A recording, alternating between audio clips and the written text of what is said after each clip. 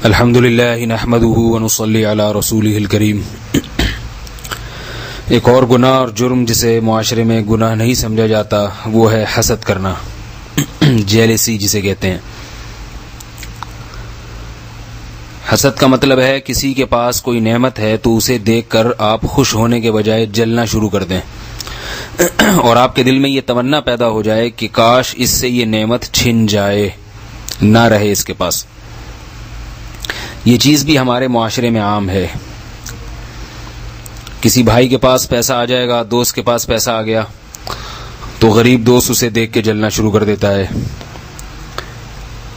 کسی کے نمبر اچھے آ گئے امتحان میں، آپ کے کسی کلاس فیلو کے، تو دل میں آپ کے جلن سی ہونا شروع ہو جاتی ہے۔ دو بھائی اکٹھے رہتے ہیں، دوسرے کی بعد میں شادی ہوئی، گھر میں ایک اور بھابھی آ گئی تو پہلی والی بھابھی اس سے جلنا شروع کر دے گی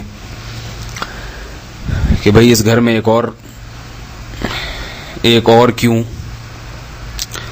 یہ ایک نارمل چیز ہے، بچوں میں یہ بہت ہی زیادہ ہوتا ہے حسد کا مادہ، کیونکہ ناسمجھ ہوتے ہیں، بے وقوف ہوتے ہیں، اس لیے بہت زیادہ جلتے ہیں بچے ایک دوسرے کو دیکھ دیکھ کے۔ اس سے یہ پتہ چلا کہ یہ جلنا کڑنا کسی کی نعمت پر یہ بچکانہ حرکت ہے، بچوں میں یہ زیادہ ہوتی ہے۔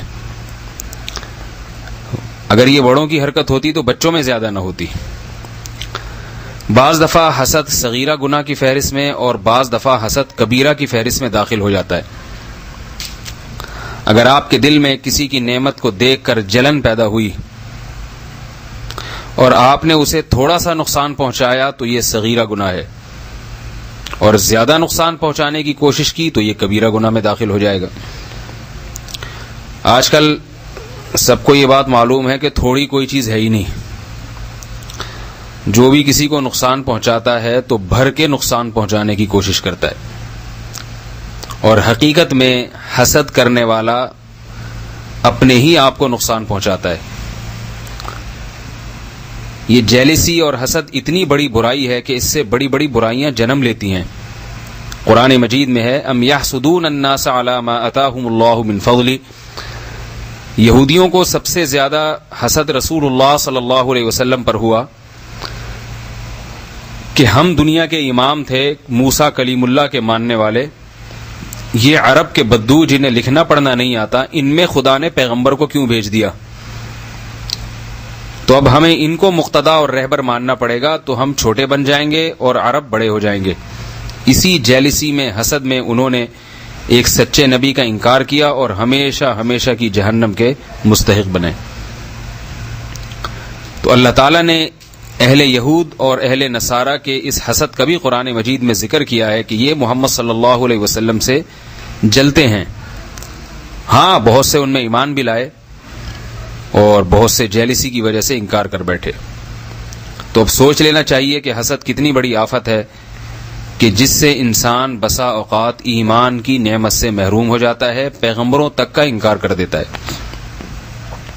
یہ اتنی بڑی برائی ہے کہ قرآن مجید میں باقاعدہ ایک سورت نازل ہوئی حاسدوں کے شر سے بچنے کے لیے۔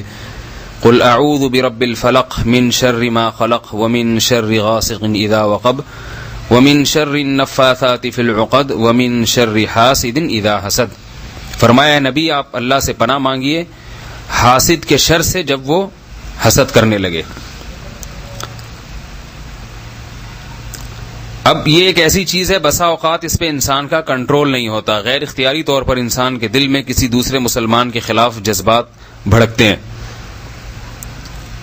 اس لیے علماء نے لکھا ہے کہ اگر کسی کو نہ چاہتے ہوئے بھی دل میں حسد پیدا ہو گیا، وہ اس کو افسوس ہو رہا ہے، وہ پریشان ہے کہ میرے دل میں حسد کیوں ہے، لیکن پھر بھی ہو رہا ہے، تو انشاءاللہ وہ گناہگار نہیں ہوگا، کیونکہ غیر اختیاری چیز ہے۔ بس وہ اس کے تقاضوں پر عمل نہ کرے، یعنی جس سے حسد ہو رہا ہے اس کو نقصان پہنچانے کی کوشش نہ کرے اور اپنے علاج کی فکر میں لگ جائے۔ اب اگر آپ کو کسی کی نعمت دیکھ کر آپ کے دل میں جلن ہوئی تو اب آپ نے کچھ کام کرنے ہیں جو شریعت کا حکم ہے۔ پہلا کام یہ سوچنا ہے کہ بھائی تقدیر میں جو چیز لکھی ہے وہ ٹل نہیں سکتی۔ اگر اللہ نے آپ کے کسی بھائی کو، کسی بہن کو زیادہ نعمت دے دی تو یہ اس کی تقدیر کا حصہ تھی اور یہ چیز اس کو مل کر رہنی تھی. تو جو چیز جس کو لازمی ملنی ہے اس پہ انسان افسوس کیوں کرے؟ خوش نہیں ہو سکتے تو کم از کم افسوس تو نہ کریں. اور آپ کو وہی ملے گا جو آپ کی تقدیر میں لکھا ہوا ہے. اور اصل آخرت ہے، آخرت کی طرف توجہ دے انسان، وہاں انشاءاللہ ظلم زیادتی کسی کے ساتھ نہیں ہوگی.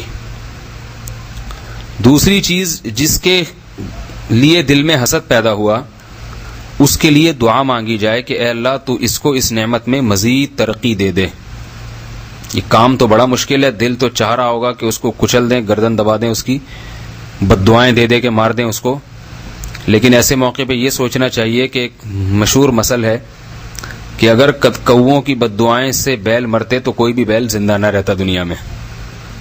تو حاسد کی بد دعاؤں سے کیا ہوگا؟ اس لیے حاسد کو چاہیے، حسد کرنے والے کو چاہیے کہ اپنے علاج کی فکر کرے اور جس کے لیے دل میں برائی کا خیال پیدا ہو رہا ہے اس کے لیے دعا مانگے. اللہ سے یوں کہے کہ اللہ تو نے اس کو، میرے اس بھائی کو دولت دی تو اس کی اس نعمت میں مزید ترقی عطا فرما.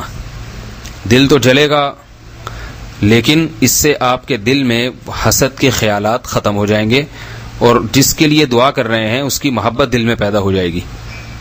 تیسرا کام، جس سے حسد ہے اس کی برائی یا غیبت کرنے کے بجائے لوگوں کے سامنے اس کی تعریف کی جائے. دل تو نہیں چاہے گا یہاں بھی، لیکن اللہ کے لیے اگر آپ یہ کام کریں گے تو انشاءاللہ آپ کی اس بیماری کا بھی علاج ہو جائے گا. آپ کے دل سے یہ غلط شیطانی خیالات بھی ختم ہو جائیں گے، دل کو سکون بھی مل جائے گا. اور سب سے بڑی بات یہ کہ انشاءاللہ جو نعمت اللہ نے دوسرے کو دی ہے اللہ اس سے بڑی نعمت آپ کو عطا فرمائیں گے. اللہ کا وعدہ ہے کہ جو اللہ کی تقدیر پر راضی رہتے ہیں، اللہ کے فیصلوں پر راضی رہتے ہیں، اللہ ان کو مزید نوازتے ہیں. لئن شکرتم لازیدنکم، اگر تم شکر کرو گے، میری تقدیر پر راضی رہو گے تو میں مزید تمہیں عطا کروں گا. تو یہ وہ کام ہیں جو کرنے چاہیے. ہمارے ہاں ایسا نہیں ہوتا. دل میں جب کسی کے بارے میں غلط خیالات آئے تو فوراً اس کی غیبتیں شروع کر دیتے ہیں، اس کو ذلیل کرنا، اس کو بدنام کرنا کہ کہیں اس کی عزت نہ ہو جائے. اور یہ سارا تقدیر پر راضی نہ رہنے کا نتیجہ ہے. انسان تقدیر پر راضی ہو کہ بھائی جو جس کو ملنا ہے اللہ نے دینا ہے تو اس کو دے دے. اب بار بار یہ یہودی کہتے تھے کہ ہمیں نبوت نہیں ملی، محمد صلی اللہ علیہ وسلم کو کیوں مل گئی؟ تو اللہ نے اس کا جواب قرآن مجید میں دیا، ہم یقسمون رحمت ربک، کیا اللہ کی رحمت تقسیم کرنے کی ٹھیکیداری تمہارے پاس ہے؟ کیا ذمہ دار تم ہو؟ تو اللہ کی دین ہے، جس کو چاہے دے دے.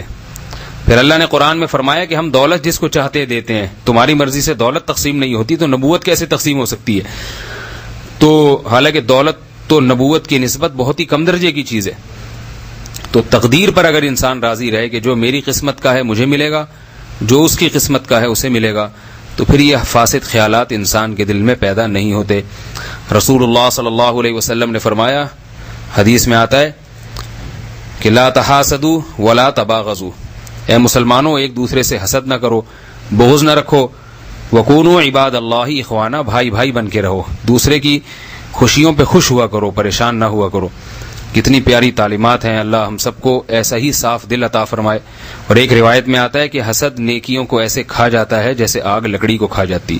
پہلے ہی ہمارے اعمال میں نیکیاں کم ہیں، اوپر سے دوسروں سے جل جل کے کڑ کڑ کے اپنی نیکیاں اور برباد کریں تو یہ تو بڑے گھاٹے کا سودا ہوگا. اللہ تعالی ہم سب کو اس بیماری سے بچنے کی توفیق عطا فرمائے. وما علینا الا البلاغ.